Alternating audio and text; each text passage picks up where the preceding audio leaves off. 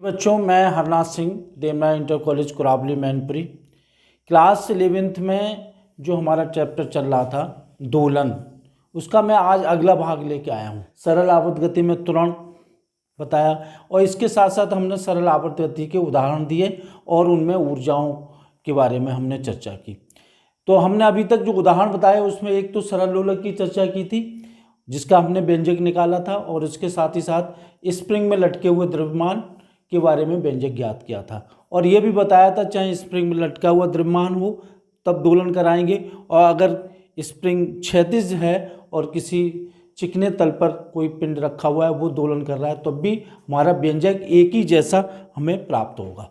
तो देखिए, अब हम बात आते हैं कि अगर एक ही तरह की समान लंबाई की, लेकिन उनके स्प्रिंग बल नियतांक अलग अलग हैं, समान लंबाई की स्प्रिंगों को अगर हम जोड़ें तो हमारा व्यंजक क्या होगा। तो देखिए, हमने ये जब हम समांतर क्रम में जोड़ेंगे तो स्प्रिंगों की लंबाइयाँ समान होना चाहिए, लेकिन वो भिन्न भिन्न पदार्थों की बनी हो। तो देखिए, एक स्प्रिंग हमने इस तरह से ली,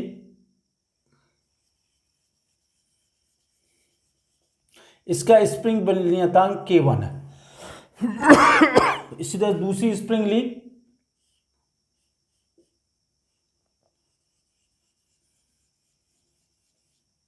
इस टाइप से, और यहां पे हमने कोई पिंड लटका दिया।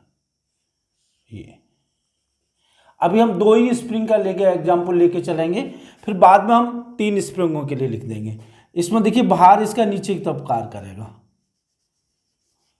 जैसे ही हम इसको थोड़ा सा बाहरी बल द्वारा खींचेंगे तो ये स्थिति पैदा होगी। देखिए,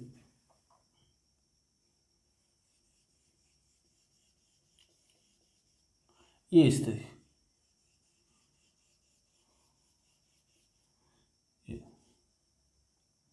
ये देखिए,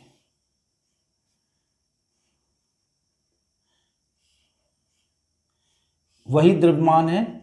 हमने क्या किया, mg तो इस पर बल लग ही रहा था, प्लस F हमने बाहरी बल लगा दिया।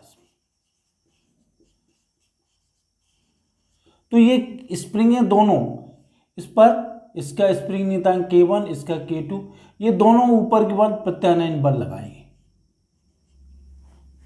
इसके द्वारा लगाया गया बल हमने F1 ले लिया, इसके द्वारा लगाया गया बल F2 ले लिया। अब देखिए, यहाँ पे विस्थापन कितना हुआ, दोनों स्प्रिंगों में विस्थापन समान होगा, ये हमें जान लेना चाहिए। जब हम स्प्रिंगों को समांतर क्रम में जोड़ते हैं तो दोनों स्प्रिंग द्वारा विस्थापन समान होता है।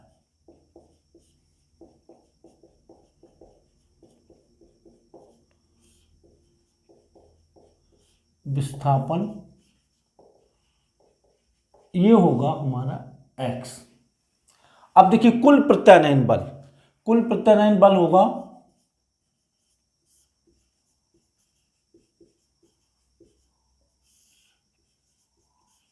बल F बराबर F1 प्लस F2। ये पहली स्प्रिंग द्वारा है, ये दूसरी स्प्रिंग द्वारा है। तो F1 कितना होगा, F1 होगा minus K into x, K1 into x, और F2 होगा माइनस K2 इंटू एक्स। क्योंकि विस्थापन समान है, स्प्रिंग नियतांक इनके अलग अलग है। जब इसमें हम रख देंगे तो हमारा सूत्र आएगा माइनस K1x माइनस K2x और F बराबर minus K1 plus K2 into x, और इसको हम लिख लेंगे MF के बराबर। F इसमें उत्पन्न त्वरण है, तो ये हो गया minus K1 plus K2 x, और F बराबर minus K1 plus K2 upon M into x. ये सूत्र निकल के आया। स्प्रिंग हमने अभी उदाहरण के तौर पर हमने भारी ली है, तो ये राशि जो होगी वो नियत होगी। जब ये राशि नियत होगी तो F समानुपाती माइनस एक्स, यही हमारी सरल आवर्त गति की शर्त होती है कि उसमें उत्पन्न त्वरण विस्थापन के अनुपाती हो तथा उनकी दिशाएं एक दूसरे के विपरीत हो। अब देखिए, सरल आवर्त गति में हमने ये सूत्र पढ़ रखा है, आवर्त गति में ये सूत्र पढ़ रखा है, F बराबर माइनस ओमेगा स्क्वायर एक्स। तो ये समीकरण दूसरा हो गया। समीकरण 1 और 2 की हम तुलना कर देते हैं तो omega square is equal to आएगा K1 plus K2 upon m। इसको ओमेगा को लिखेंगे तो under root K1 plus K2 upon m।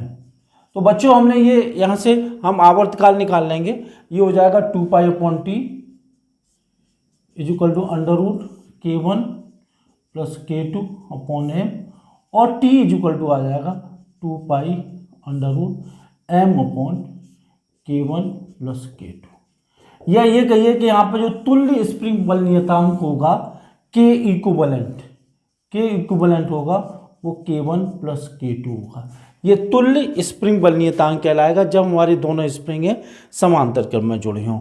अगर इसी तरह से अगर 3 स्प्रिंगों जुड़ी होती तो हमारा सूत्र ये होता 2 pi under root m upon K1 plus K2 plus K3। तो हमारी स्प्रिंग ये होती और K इक्विवेलेंट होता K1 प्लस K2। अब इसी तरह से अगर हमारी स्थिति ये हो, अगर एक स्प्रिंग यूं हो इस तरफ से, इस तरह से जुड़ी हो, इसका स्प्रिंग नियतांक K1 और यहां पे द्रव्यमान लटका हूं m, और फिर इसको इस तरह से इसके K2। देखिए ये स्प्रिंगें, दोनों स्प्रिंगें श्रेणी क्रम में लग रही हैं, लेकिन ऐसा श्रेणी क्रम वाली स्थिति है नहीं। जब हम इसको विस्थापित करेंगे तो देखिए इसमें क्या होगा, इसको हमने थोड़ा सा बाहरी बल से विस्थापित कर दिया तो ये स्थिति होगी m, और फिर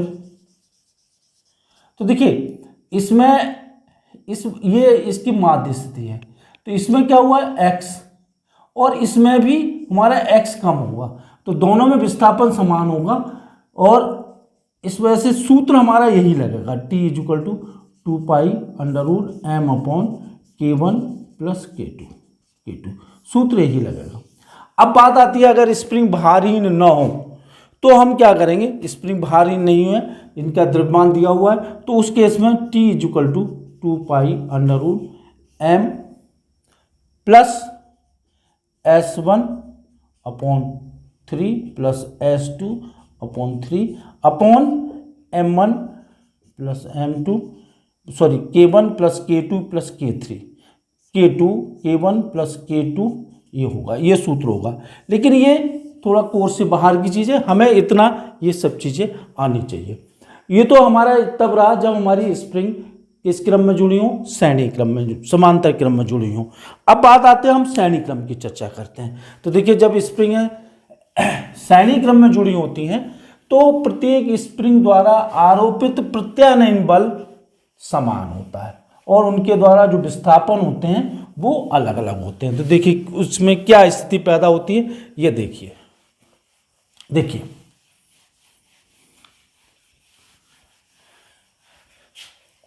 अब हम ले रहे हैं, चर्चा कर रहे हैं श्रेणी क्रम में। देखिए ये स्प्रिंग है जिसका स्प्रिंग नियतांक K1 है और एक फिर दूसरी स्प्रिंग जुड़ी हुई है, इसका स्प्रिंग नियतांक K2 है और यहाँ पे द्रव्यमान लटका हुआ M। इसका भार नीचे की तरफ कार्य कर रहा है, बाहर नीचे की तरफ कार्य कर रहा है। अब हम इसको क्या करेंगे, इसको थोड़ा सा डिस्टर्ब करेंगे, नीचे बल लगा के छोड़ देंगे।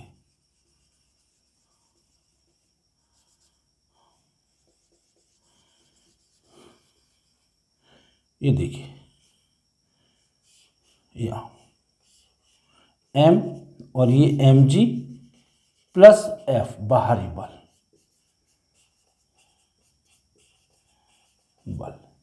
तो इसमें देखिए दोनों में स्प्रिंग नियतांक इसका K2 है, इसके स्प्रिंग नियतांक K1 है, ये भी बल F लगाएगा और ये भी बल F लगाएगा, लेकिन विस्थापन अलग अलग होगा। इसके द्वारा विस्थापन x1 होगा और इसके द्वारा विस्थापन x2 होगा, जबकि उसमें क्या था, बल अलग अलग थे और हमारे विस्थापन समान था। तो यहाँ पे x1 पहली स्प्रिंग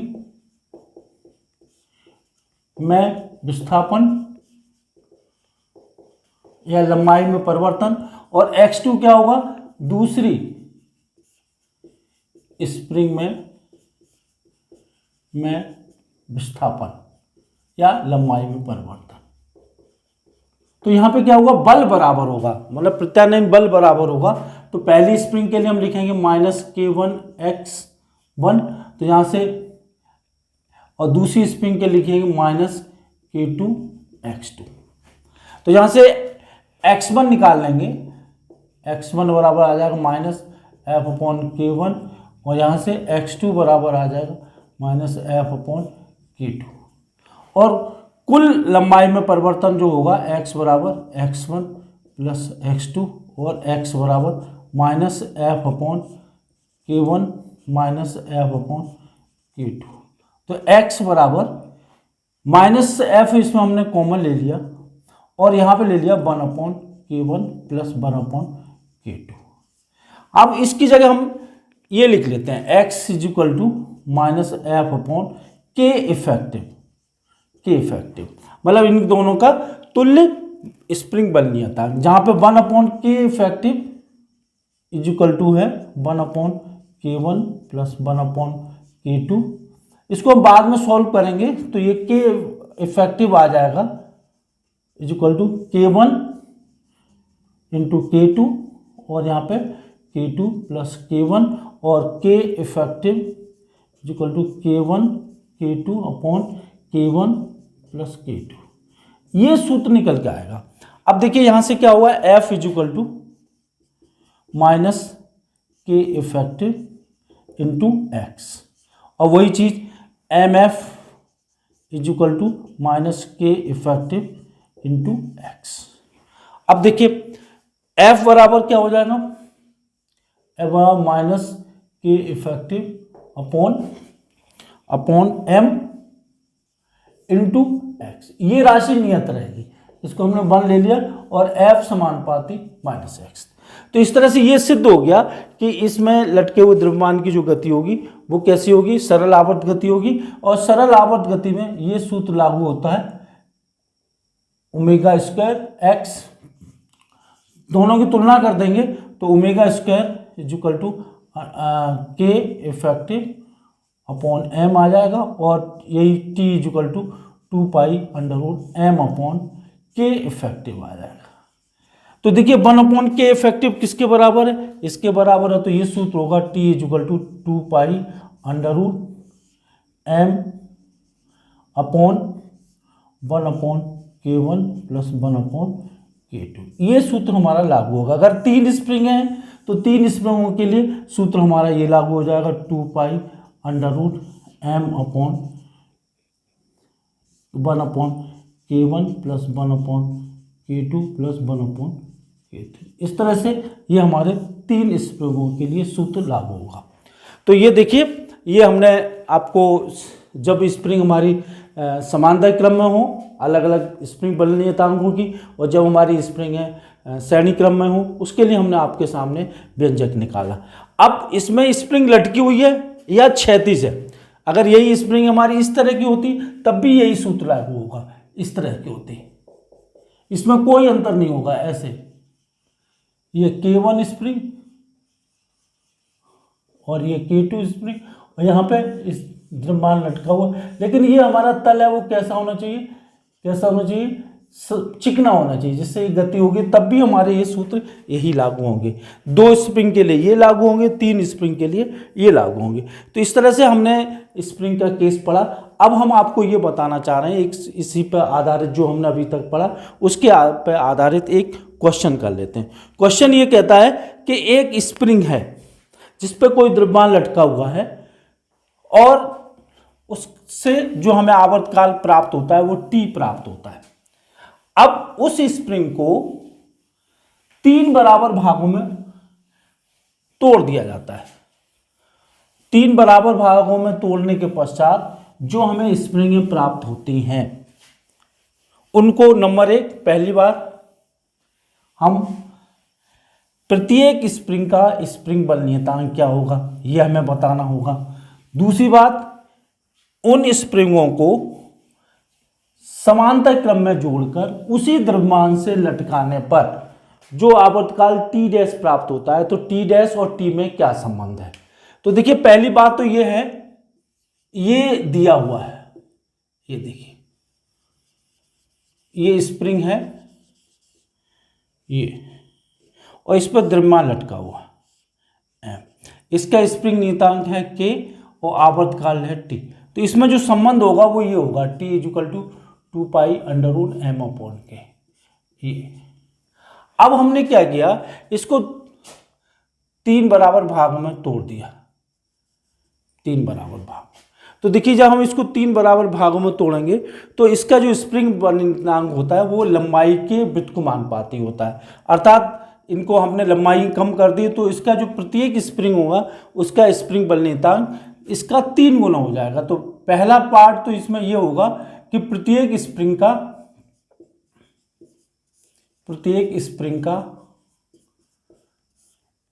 का बल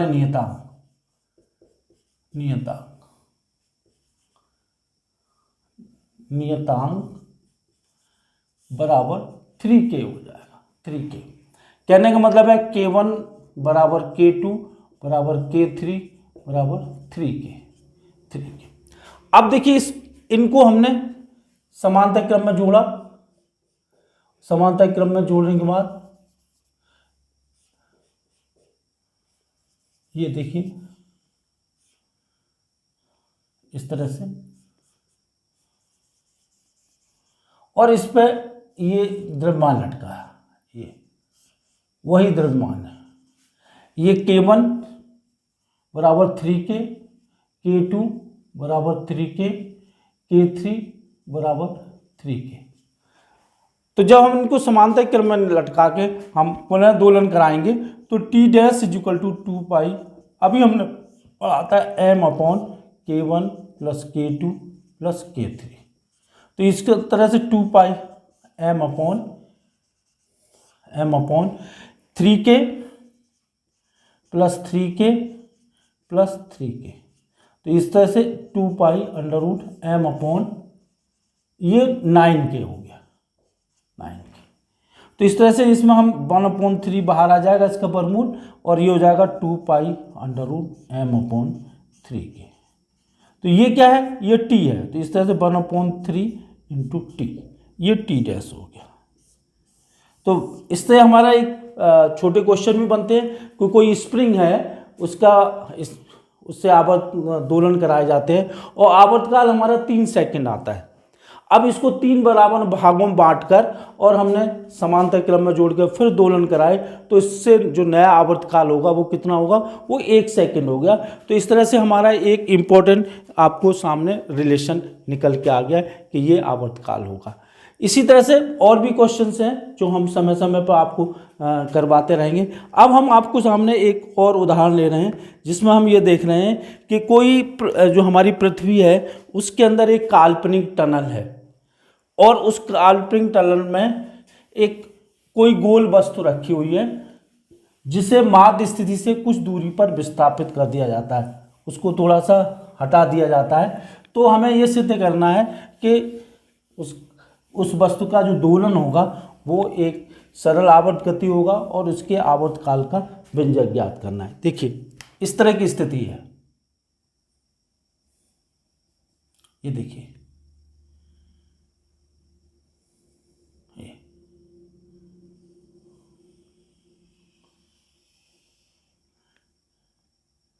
ऐसा संभव नहीं है, लेकिन हम मान लेते हैं एक काल्पनिक टनल है ये, और ये इस पृथ्वी का केंद्र है O,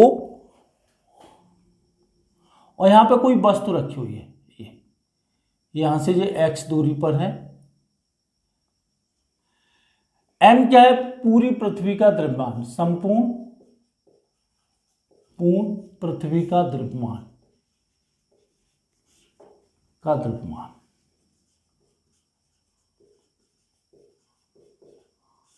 r क्या है, इसकी त्रिज्या, r पृथ्वी की त्रिज्या, और रो इसका माध्य घनत्व है।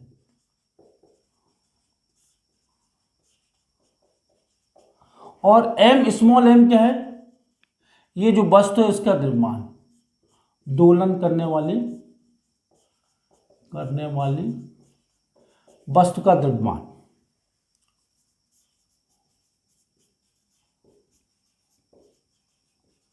अब देखिए, ये माध्य स्थिति से x दूरी से विस्थापित है, तो हम इस तरह से लेंगे। तो ये देखिए, इस पर कार्य करने वाला बल कितना होगा।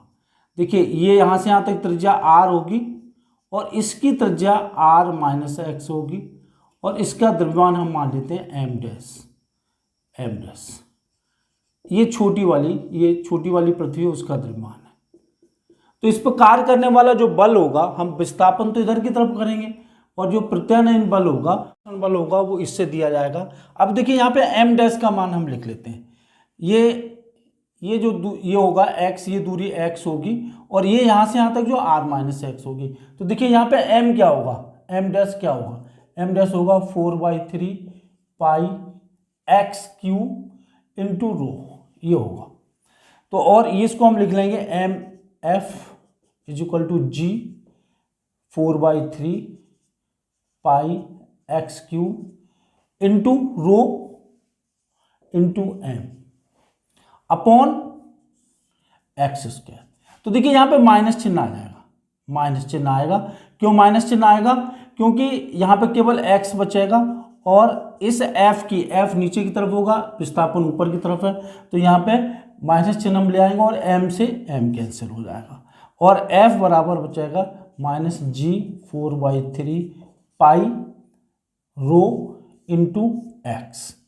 अब देखो, इस राशि का मान क्या होता है, हमने पीछे पढ़ रखा है g is equal to G m upon r square, ये हमने पीछे संबंध पढ़ रखा है। इसको हम देखेंगे g is equal to G 4/3 pi rho into r cube upon r square. तो इस तरह से यहाँ क्या बचेगा, एक आर बचेगा, तो g upon R is equal to G 4/3 pi rho. ये मान हम यहाँ पर रख देते हैं, तो ये क्या आएगा, g is equal to f is equal to minus G upon r into x. ये जो मान होगा वो नियत होगा। तो इस तरह से इसको हम नंबर 1 ले लेते हैं। और आपने पढ़ रखा है सरल आवर्त गति में f समानुपाती माइनस एक्स के होता है, क्योंकि तो इस तरह से ये सिद्ध हो गया कि इसकी गति जो होगी वो सरल आवर्त गति होगी और सरल आवर्त गति में ये संबंध लागू होता है माइनस ओमेगा स्क्वायर एक्स। हम इसकी और इसकी हम जब तुलना कर देते हैं तो ये हमारा संबंध आता है omega square is equal to minus तो रहेगा नहीं, तो जी अपॉन आर और omega is equal to under root G upon R और ये होगा 2 pi upon T is equal to under root G upon R. ठीक, तो ये टी इज इक्वल टू आ जाएगा 2 pi under root R upon G. जब हम इसका मान रखेंगे is equal to 2 into 3.14 into under root 6400 kilometre, इसको मीटर में बदल लेंगे अपॉन 9.8। तो ये मान लगभग निकल के वो आएगा 84 मिनट या 1.4 घंटे। तो इस तरह से हमने ये सिद्ध कर दिया कि अगर इसमें कोई एक काल्पनिक टनल रखी जाती है तो उसका भी जो आवर्तकाल होगा वो इस सूत्र से दिया जाएगा और वो भी कैसा होगा, नियत होगा, अर्थात उसका मान जो हमारी पृथ्वी है उसकी त्रिज्या और उसके गुरुत्वीय त्वरण पर निर्भर करेगा। अब और एक अंतिम एग्जाम्पल लेते हैं कि अगर कोई गोल वस्तु या हमारी ठोस वस्तु किसी द्रव पर तैर रही है और उसको बाहरी बल द्वारा थोड़ा सा दबा दिया जाता है, तो हमें सिद्ध करना है कि उसकी गति सरल आवर्त गति होगी और उसके लिए आवर्तकाल का हम व्यंजक लेंगे। तो हम अपनी सुविधा के लिए क्या कर रहे हैं, हम बेलनाकार वस्तु को ले लेते हैं। ये कोई वस्तु है बेलनाकार, इस तरह से ये इसका कुछ भाग द्रव में डूबा हुआ है, इसका द्रव्यमान m है और ये इस तरह से डूबा हुआ है। इसको हमने थोड़ा सा दबा दिया इस तरह से,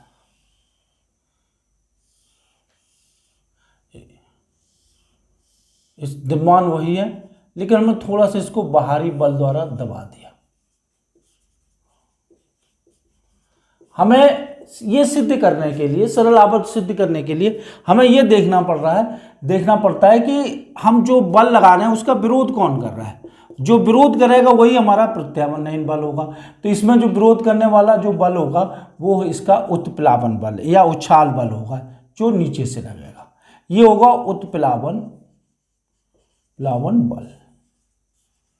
और ये हमने यहां से ये मान लिया कि ये x दूरी से विस्थापित हो जाता है। इसका परिचित क्षेत्रफल a है, a परिचित क्षेत्रफल है,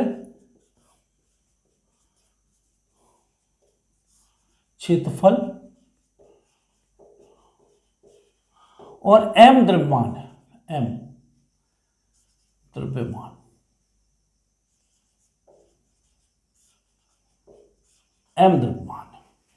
और इस जो द्रव है उसका d घनत्व है, द्रव जिसमें वस्तु तैर रही है।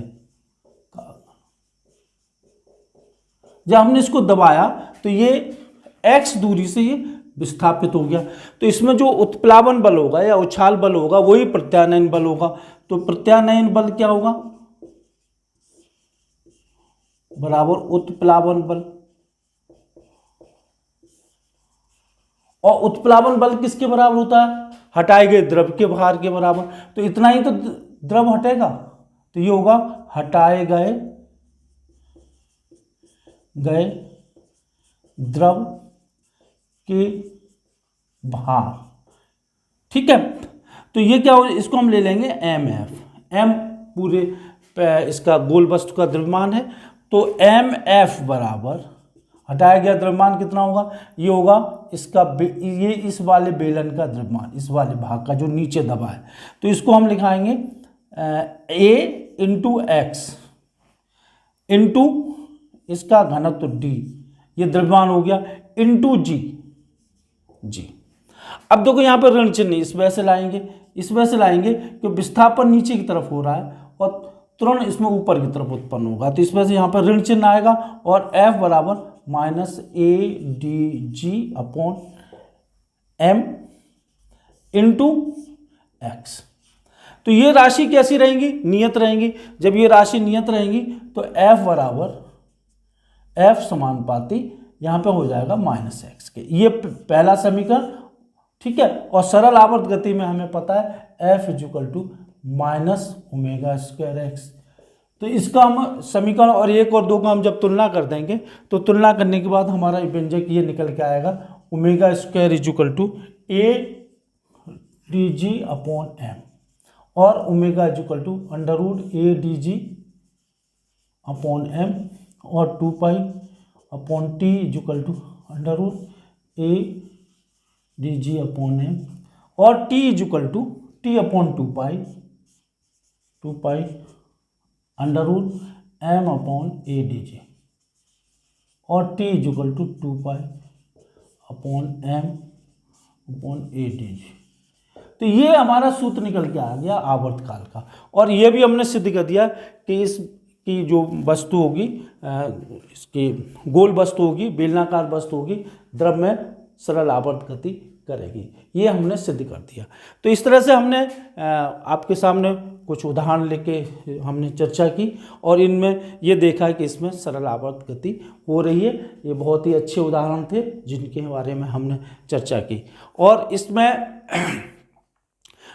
होमवर्क के रूप में आप ये ले सकते हैं कि क्या जो हम झूला झूलते हैं उसकी गति एक सरल आवर्त गति है, इसको किन शर्तों पर यह गति सरल आवर्त गति होगी।